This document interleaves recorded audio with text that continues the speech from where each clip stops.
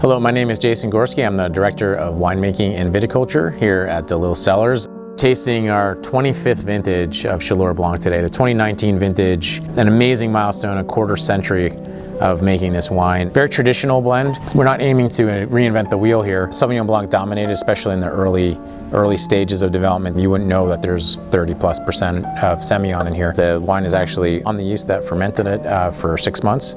So you have to get some bakery aroma, a variety of smells, everything from simple, baguette, white bread, and all the way through brioche, etc., something very rich and warmer spices, more associated with the cooperage. Brought up in French oak, so we get a lot of toasty elements.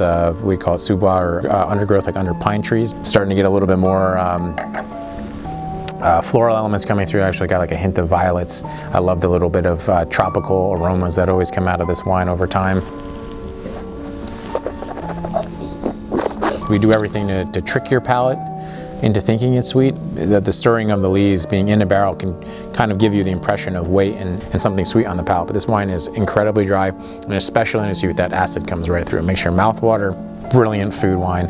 Everything in the Pacific Northwest. Salmon crab, best pairing I've ever had with this. Fresh Dungeness crab and just a glass of Blanc. It's just a match made in heaven. This program is my favorite wine to make in the entire cellar. It's an incredibly complex program in that we use 14, 16 different combinations of cooperages or barrel makers and toasts. We use multiple forms of yeast to actually ferment. 3 cultured or laboratory prepared yeasts, and then generally 15 to 20% of this blend we actually allow to go through native fermentation using the vineyard species that come in. We'll start that ferment. In general, we have our own house yeast, as it is. Most wineries have an abundance of yeast in the year that help to finish out those ferments. Combine that with all the 5 different vineyard sites that we source from.